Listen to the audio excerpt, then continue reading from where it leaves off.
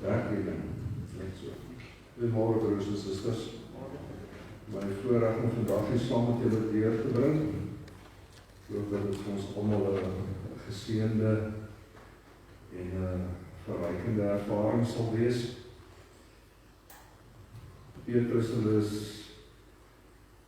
is in die wildtuin, hulle rus 'n bietjie, en steek is net pa net werk. Maar ek is bly om hier saam met julle te wees vandag. Kom ons begin met voorsang, lied 159, strofes 1 tot 3, en as ons dit klaar gesing het, gaan ons ook lied 334, strofes 1 tot 4 saam.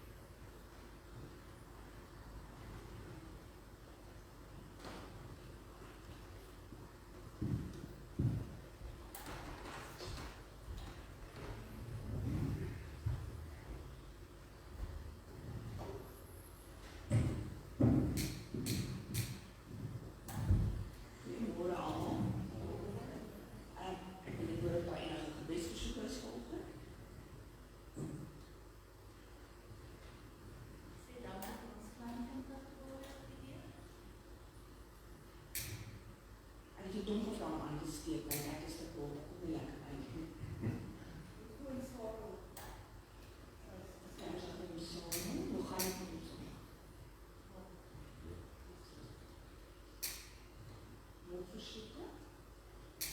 Vir die leerdrag wat ons hier weer gekry het.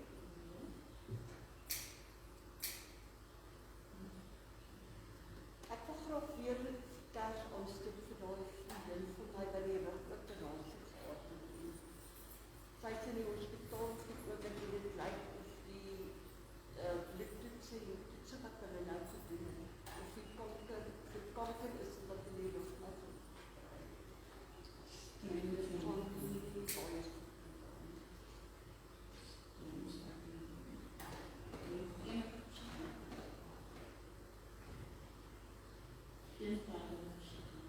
Ons kyk maar al die ander kerk so aan. Ons gebede vir ons allemaal wat gesien het deur die ons sê baie dankie dat ons dit is vir ons. Ons is gesê dat ons dit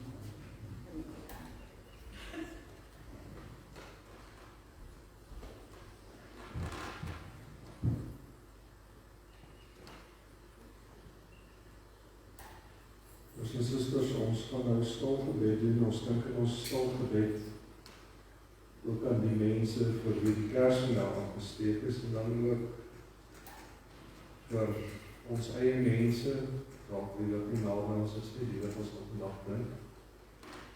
En ons vra dat die Here ons sy Gees te stuur en ons deur hierdie erediens te lei.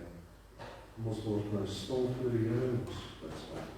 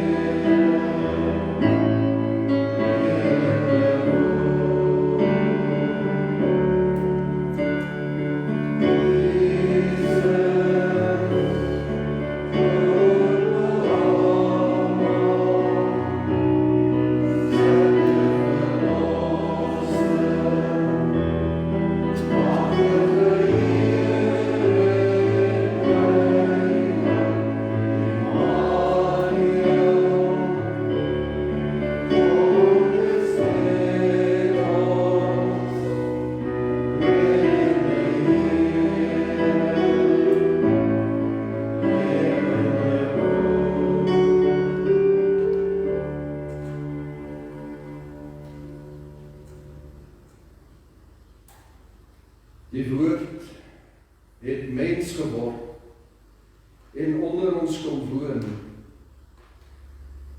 Ons het sy heerlikheid gesien, die heerlikheid wat hy as die enigste seun van die Vader het, vol genade en waarheid. Gemeente, genade en vrede vir julle van God ons Vader, van Jesus Christus die Here, deur die kragtige werking van die Heilige Gees. Amen. Amen.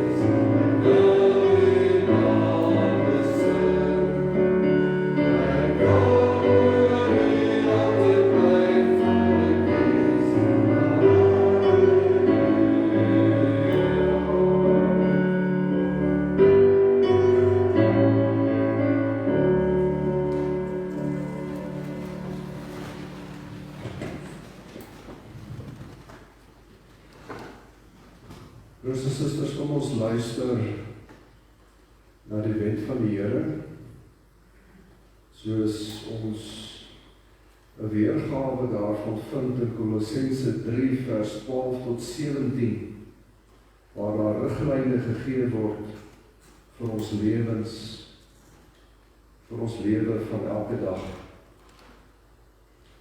Kolossense 3 vers 12 begin so, hy sê vir ons: Julle is die uitverkore volk van God, wat hy baie lief het. Daarom moet julle meelewend, goedgesind, nederig en sagmoedig wees en verdraagsaam wees. Wees geduldig met mekaar en vergewe mekaar as die een iets teen die ander het. Soos die Here julle vergewe het, moet julle mekaar ook vergewe. Bo dit alles moet julle mekaar lief hê. Dit is die band wat julle tot volmaakte eenheid saambind. En die vrede wat Christus gee, moet in julle lewens die deurslag gee.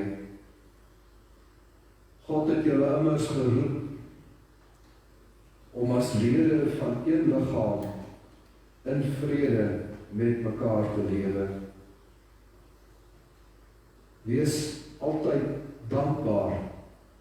Die boodskap van Christus moet in sy volle rykdom in julle bly. Leer en onderrig mekaar met alle wysheid.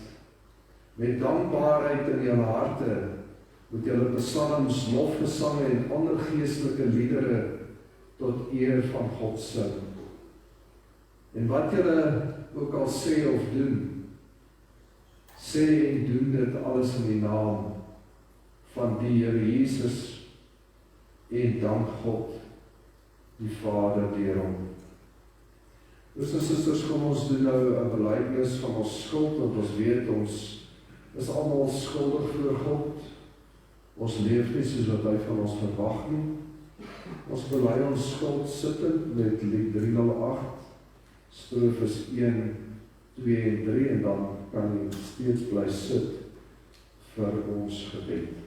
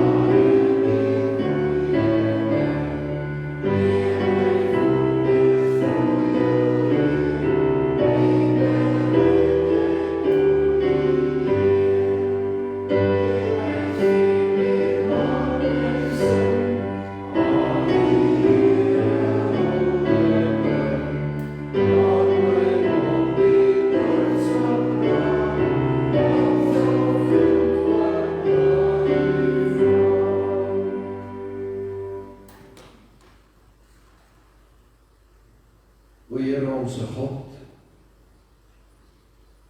ons dank U dat ons vanoggend voor U mag stil word.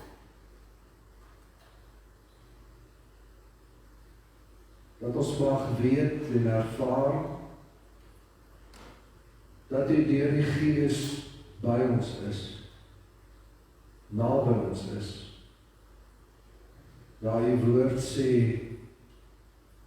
in ons is.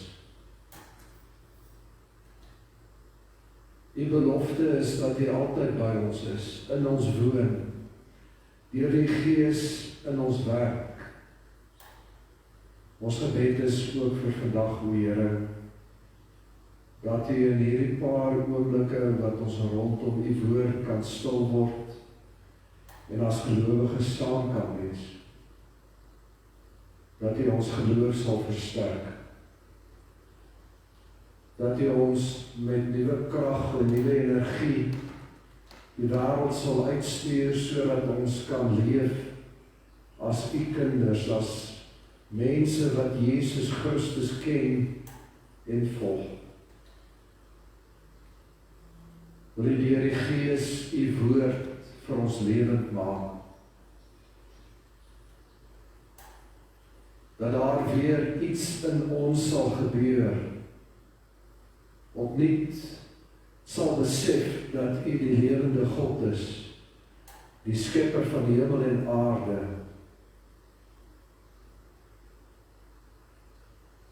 En dat ons opnuut voor U sal buig en sal bely dat Jesus Christus die Here is. O Here, ons dank U vir elkeen wat vandag hier saam kan wees, wat ook te midde van hierdie tyd van afsondering saam in die huis kan wees om U te aanbid. Ons bid ook vir elkeen wat by die huis is, wat ook daar na U woord luister, saam bid, een is in die geloof. Ons dank U vir die kerk oor die hele wêreld. Elkeen wat voor U buig, elkeen wat bely dat Jesus Christus die Here is. Wil U hulle seën en versterk en lei deur U Gees. Ons dank U dat ons in gesondheid hier by mekaar kan wees. Ons bid vir elkeen wat beproef word en swaar kry, wat dalk nie genoeg het om te eet nie, wat siek is, wat oud is. Elkeen wat in 'n hospitaal moet lê as gevolg van 'n siekte of 'n ongeluk. Ons bid vir elkeen wat eensaam en oud is. O Here, wil U deur die Gees troos en versterk en elkeen van ons opnuut oortuig van U oneindige liefde. En as dit U wil is, Here, skenk ook aan ons uitkoms. Geef vir ons hoop vir die dag van môre. Ons het ons skuld voor U bely, o Heer.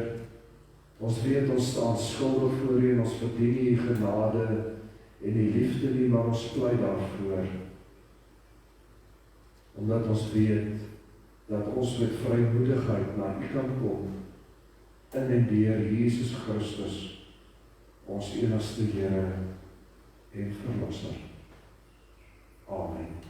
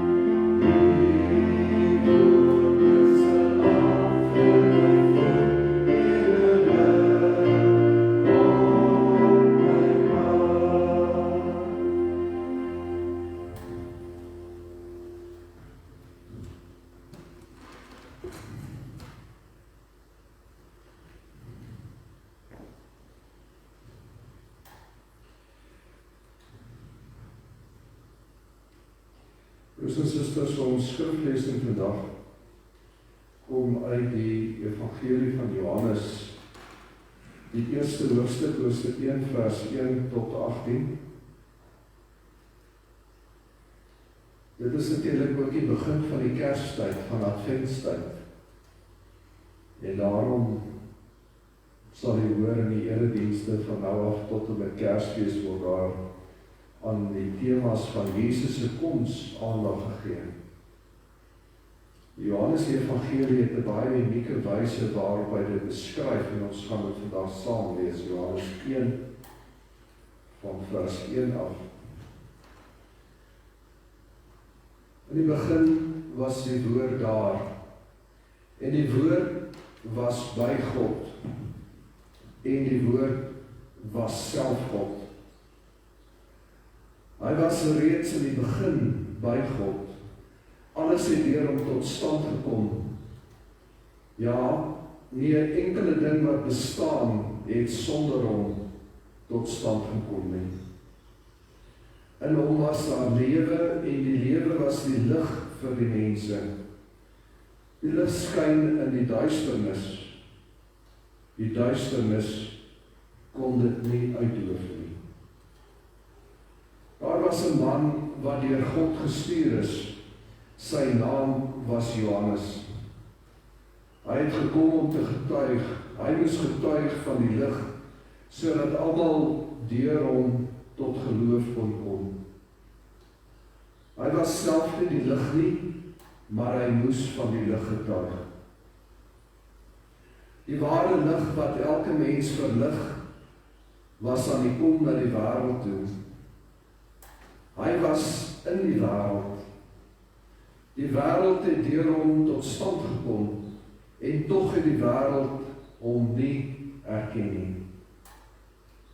Hy het as sy eiendom toe gekom, en tog het sy eie mense hom nie aangeneem nie. Maar aan almal wat hom aangeneem het, die wat in hom glo, het hy die reg gegee om kinders van God te word. Hulle is dit nie van nature nie deur die drang van 'n mens of die besluit van 'n man nie, maar hulle is uit God gebore. Die woord het mens geword en onder ons gewoon. Ons het sy heerlikheid gesien, die heerlikheid wat hy as die enigste seun van die Vader het, vol genade en waarheid. Johannes getuig van hom en hy roep uit, dit is hy wat ek bedoel het toe ek gesê het, hy wat na my kom is my voor, want hy was voor my reeds daar. Uit sy oorvloed het ons almal genade op genade ontvang. God het die wet deur Moses gegee, die genade en die waarheid het deur Jesus Christus gekom. Niemand het God ooit gesien nie. Sy enigste seun, self God, wat die naaste aan die Vader is, die het hom bekend gemaak. Broers en susters, ons lees tot sover uit die woord van die Here. Elkeen van julle wat dit hoor en dit glo, is baie gelukkig.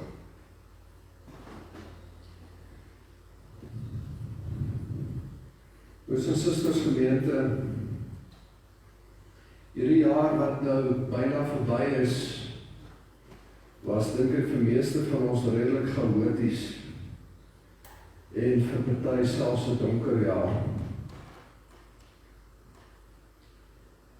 Te midde van hierdie COVID-19 pandemie het baie mense siek geword. Baie mense moes in isolasie leef. Ons almal eintlik. Daar's mense oorlede, ook mense wat ons ken. Daar's predikante van die kerk oorlede as gevolg van COVID. En baie mense het hulle werk verloor. En die ekonomie het in duie gestort reg oor die wêreld. En op die oomblik is so 40% van die mense in Suid-Afrika sonder inkomste. So vir baie mense was dit 'n slegte jaar. En dan vra jy jouself af, waar is jy nou vir 'n erediens soos die voorberei? Wat sê 'n mens in so 'n tyd? En jy vra jou eintlik self af, het die kerk nog 'n boodskap in 'n tyd soos hierdie? Wat sê mens vir die wêreld? Wat sê mens vir mense wat nie genoeg het om te eet nie, of wat siek is? Mense wat sterwend is. Maar dan, broers en susters, dan besef die mense net opnuut weer hier in Adventstyd, dat is eintlik maar elke jaar so. Ons gaan deur 'n jaar en dan kom die Here aan die einde van die jaar en dan skielik is dit Kersfees. Jy sien mense met glimlagte, met blydskap, met vreugde, want dan is daar tog 'n boodskap van hoop. Die evangelie, die goeie boodskap. Die boodskap wat weer vir mense hoop en ook rustigheid gee, moed vir die toekoms. Vandag is die eerste Advent Sondag en soos gebruiklik steek ons ook die eerste Adventskers op en daarom gaan ek dit nou eers doen vir die eerste Kers en dit sal so aan voortgaan tot en met Kersfees.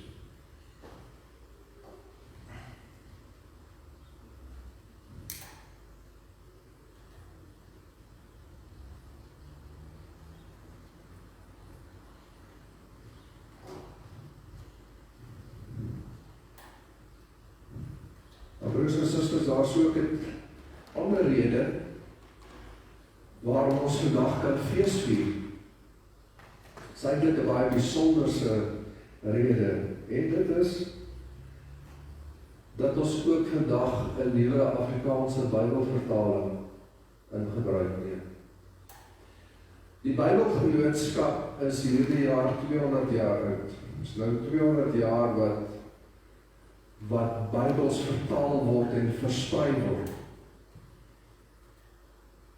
En vandag word die nuwe of die nuutste Afrikaanse Bybelvertaling bekendgestel deur die hele land. Die hoofgeleentheid is daar in Bloemfontein, by Bybelhuis in Bloemfontein, waar ons met groot dankbaarheid en groot vreugde 'n nuwe vertaling van die Bybel in Afrikaans kan ontvang. En hy is ook reeds beskikbaar en jy kan hom ook bestel deur die gemeente of deur 'n boekhandelaar, 'n Christelike boekhandelaar.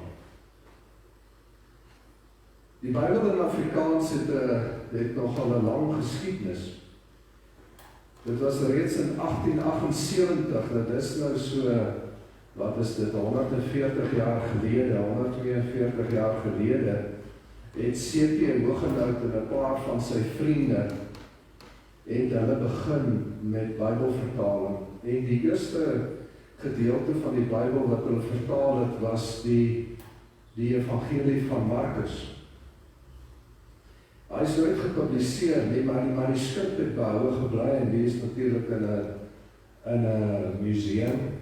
So mens kan daar die oorspronklike Afrikaanse vertaling van die Bybel kan jy nog lees. Die eerste vollengte Afrikaanse Bybel het natuurlik in 1933 verskyn en sy hersiening is in 1953 gedoen. Maar wat ook interessant is van die Afrikaanse Bybelvertalings is dat in 1941 is die eerste Braille-Bybel in Afrikaans uitgegee. Vir blinde mense, gesiggestremde mense.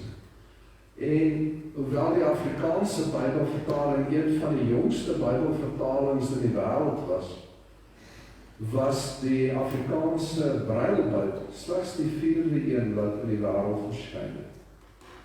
Wat beteken dat van die begin af was daar moeite gedoen om die Bybel ook vir mense wat gesiggestremd is, die Bybel vir hulle beskikbaar te stel. En dan natuurlijk in 1983 verskyn die Bybel, die nuwe Afrikaanse vertaling wat ons almal ken, dis die een wat ons vandag gebruik het, waar ek vir u voorgelees het.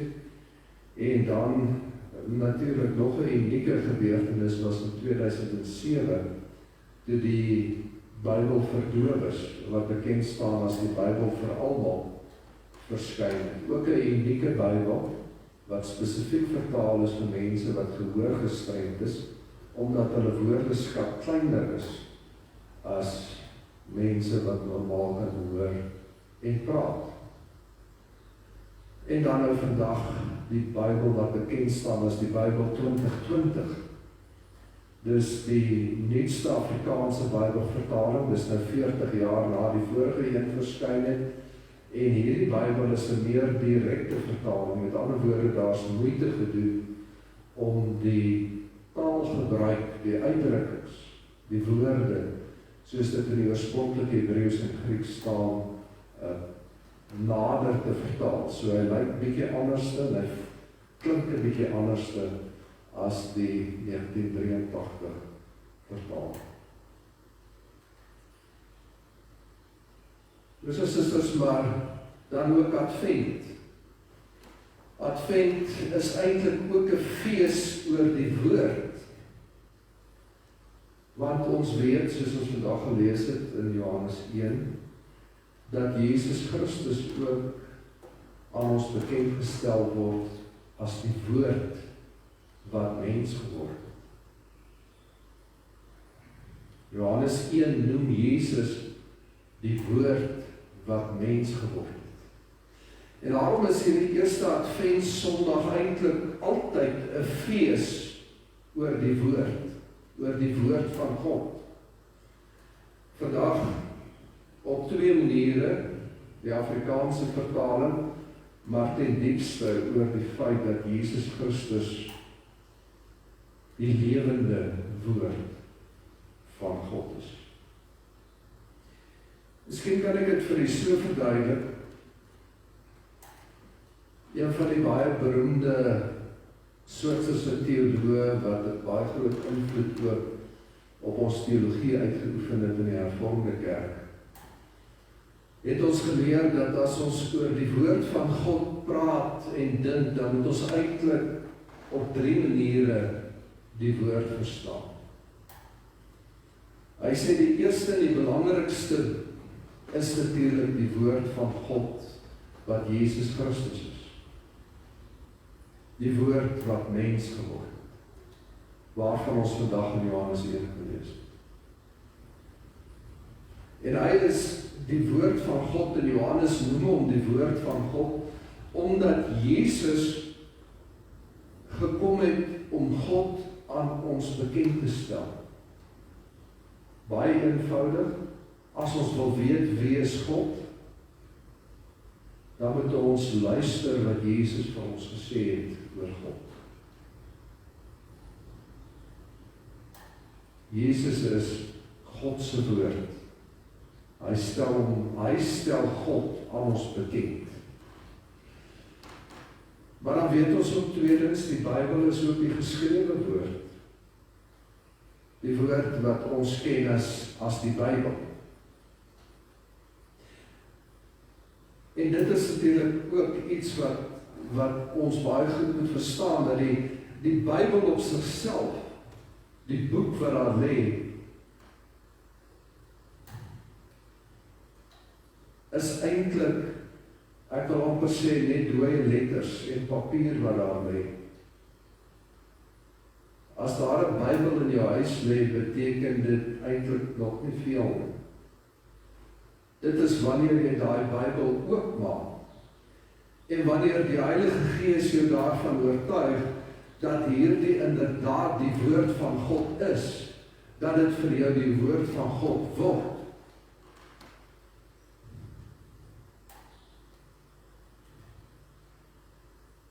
Die Bybel is nie maar net outomaties God se woord.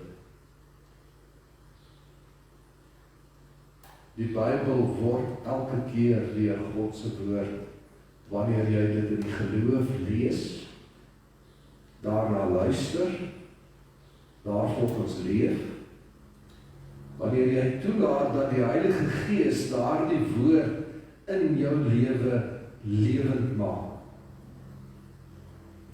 dan gebeur die woord van God. Die ou kerkhervormer Martin Luther het al gepraat van die woord wat gebeur.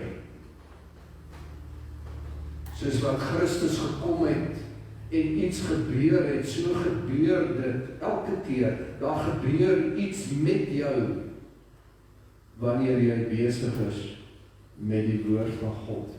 Die Heilige Gees oortuig jou van die evangelie van Jesus Christus. En dan derdens weet ons dat die woord van God is ook die verkondiging, die prediking, dit wat nou hier gebeur. Op baie kansels in die ouer kerke sal jy nog onthou, en daar so kanselkleed voor die kansel gaan wat sê, so spreek die Here. Hoekom? Want die gedagte is dat wanneer jy jou besig hou met die woord van God, en wanneer Jesus Christus die inhoud van die verkondiging is, wanneer die vlees geworde woord, die lewende woord, die mens geworde woord, Jesus, die inhoud van die prediking is, en wanneer die Bybel die inhoud van die prediking is, dan word die prediking op sigself die woord van God. Dan hoor jy die stem van God. Nie omdat een of ander slim dominee dit preek nie, maar omdat die woord van God verkondig word. Daarom is dit die woord van God.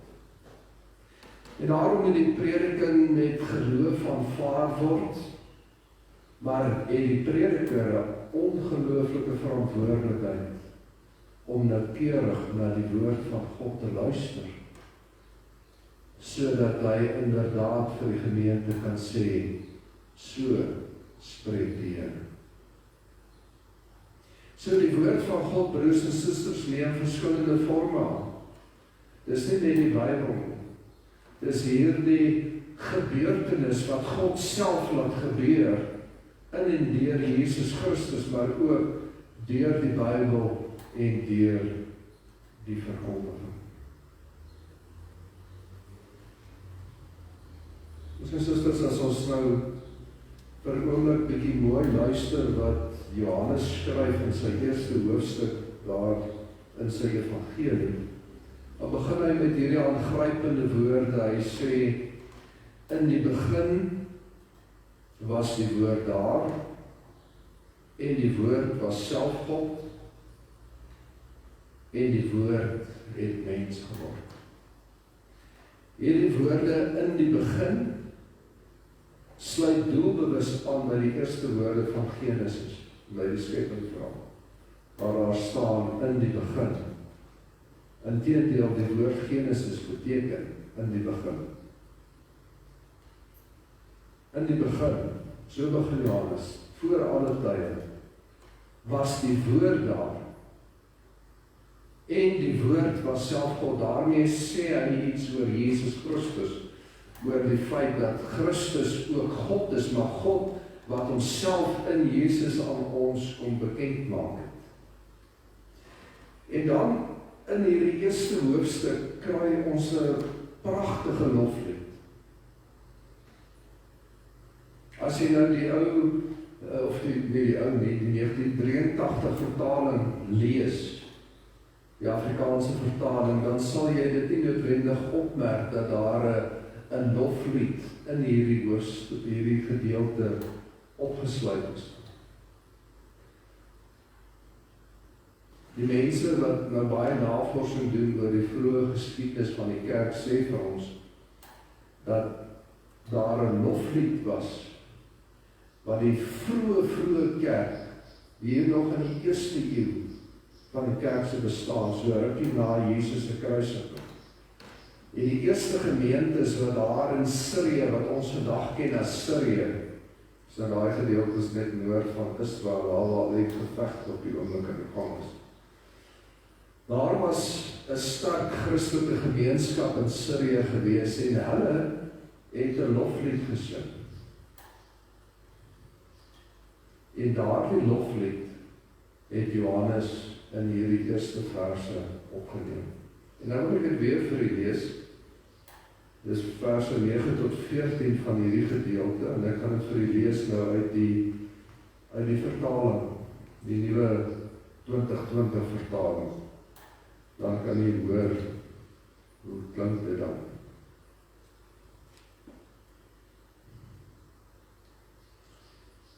En jy sal sien, as jy dalk vir die so 2020 vertaling kry, dat in hierdie vertaling is hierdie loflied, ons noem dit indent, hy is ingebring, hy is gedruk soos 'n gedig, jy kan sien, dis 'n gedig wat hier lê. Kom ek lees vir u soos dit nou in 2020 vertaal is. Die ware lig, wat elke mens verlig, was aan die kom na die wêreld. Hy was in die wêreld, en die wêreld het deur hom ontstaan, en tog het die wêreld hom nie erken nie. Hy het gekom na wat syne was, en tog het sy eie mense hom nie aanvaar nie. Maar aan ons almal wat hom aanvaar het hy die reg gegee om kinders van God te word. Hulle wat in sy naam glo. Hulle is dit nie uit bloed nie, ook nie uit liggaamlike drang nie, ook nie uit die wil van 'n man nie, maar uit God gebore. En die woord het vlees geword en onder ons kom woon. En ons het sy heerlikheid aanskou, 'n heerlikheid soos die van die unieke seun van die Vader, vol genade en waarheid. Hierdie lied, broers en susters, is waarskynlik so amper 2000 jaar oud. 'n Lied wat die vroeë Christene al gesing het, daar in Sirië, en wat Johannes in sy evangelie opgeneem het. En as ons mooi luister na hierdie woorde, dan besef ons dat daar oor Jesus gepraat word, in terme van wat die Ou Testament oor God praat. In die begin, God wat skep, niks het ontstaan behalwe deur hom nie. God skep deur die woord. As jy dink aan Genesis 1, dan staan daar, en God het gesê, laat daar lig wees. Deur die woord skep God, deur die kragtige woord van God, gebeur dinge. Daar word gesê dat daar lig is. Lig in die ou tyd is geïdentifiseer met God.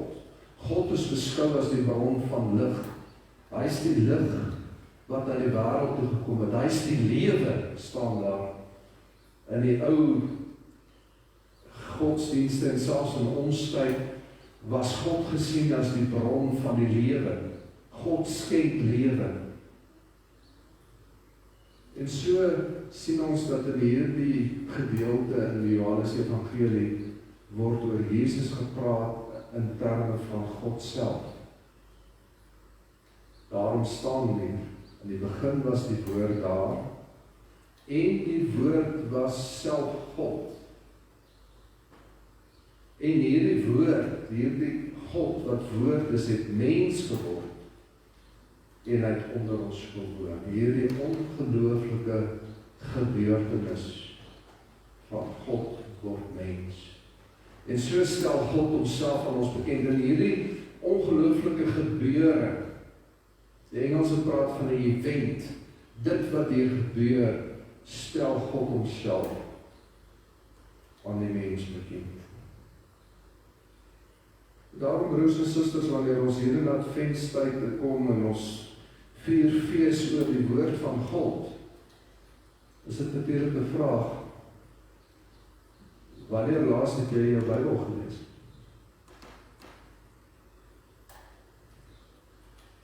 Of anders gestel, vind jy nog vreugde in die woord van God? Want hierdie woord bring vreugde. Dus hier in Johannes 1 wat 'n loflied is oor die woord. Die evangelie, die blye boodskap, die woord, Jesus Christus. Dit bring vir ons vreugde, veral in 'n tyd soos nou, waar ons werklik hierdie vreugde nodig het. Weet, as ons gaan kyk na gedeeltes soos Psalm 1, wat nou in die Ou Testament kom en baie jare voor Johannes 1 geskryf is, Psalm 1 begin ook met 'n loflied oor die woord van God. Hy begin met die woorde, gelukkig is die mens, geseënd is die mens, wat sy vreugde in die woord van God vind, wat hy dag en nag oordink. Hy is soos 'n boom wat by water geplant is, en op die regte tyd sy vrugte dra. So is die goddeloses nie. Hulle is soos die kaf, wat deur die wind weggewaai word. Hierdie geseëndes sê Psalm 1, volg nie die raad van goddeloses nie. Sit nie in die kring van die spotters, maar oordink die woord van God dag en nag, en vind sy vreugde daarin. So die vraag is, vind ons vreugde in die woord van God? Opvallend genoeg die ou kerkvader Johannes Calvin het in sy kommentaar oor die psalms het hy juist met hierdie woorde begin. Dan maak hy die opmerking, hy sê, die Here verwag nie van ons om die Bybel te lees omdat ons moet nie. Jy kan dit nie doen uit dwang nie. As jy die Bybel lees omdat jy moet, en vir dominees is dit baie belangrik, omdat dit jou werk is, sogenaamd, dan het die Here geen behaag daarin nie, sê Calvin. Jy lees die Bybel, jy hou jou besig met die woord van God, omdat dit vir jou vreugde bring. Die woord wat Calvin daar gebruik in die Latyn is 'n woord wat ons in Afrikaans eintlik baie maklik kan vertaal. Hy sê, jy doen dit omdat dit vir jou lekker is.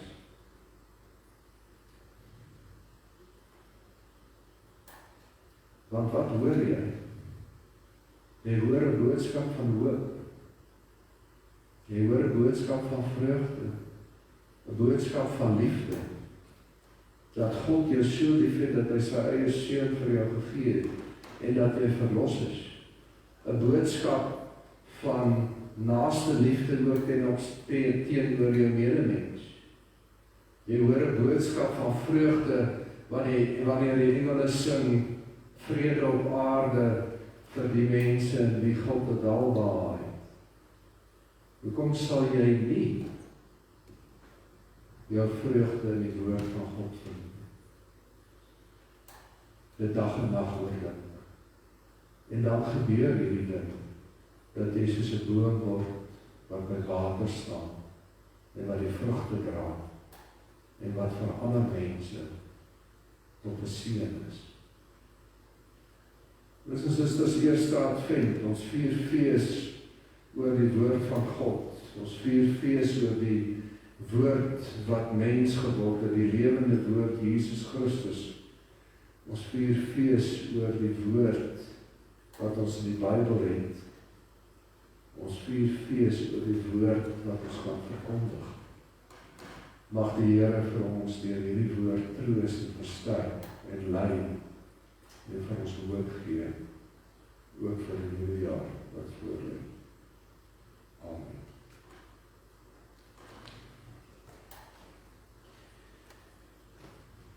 So susters, ons gaan nou antwoord op die prediking, lied 450, strofes 1 en 2, en dan Ons doen dit sittend en daarna die lied kan jy net opstaan en dan kan ek vir die geloofsbelijdenis voorhou.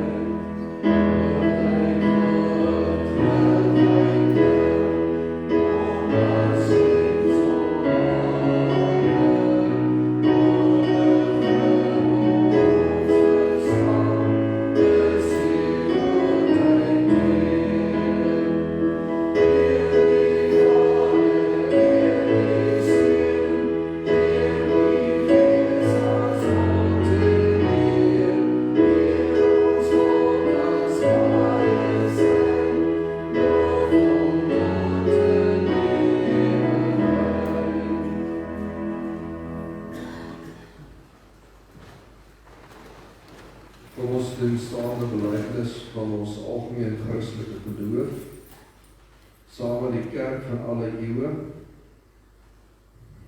Die kerk het al vir amper 2000 jaar hierdie woorde bely. Ek glo in God die Vader, die Almagtige, die Skepper van die hemel en die aarde, en in Jesus Christus sy eniggebore Seun, ons Here, wat ontvang is van die Heilige Gees, gebore is uit die Maagd Maria, wat gelei het onder Pontius Pilatus, gekruisig is, gesterf het, en begrawe is, en ter helle neergedaal het, wat op die derde dag weer opgestaan het uit die dode, wat opgevaar het na die hemel, en sit aan die regterhand van God, die Almagtige Vader, van waar hy sal kom om te oordeel die wat nog lewe, en die wat reeds gesterf het. Ek glo in die Heilige Gees, ek glo aan 'n heilige, algemene Christelike kerk, die gemeenskap van die heiliges, die vergewing van sondes, die opstanding van die vlees en 'n ewige lewe. Amen.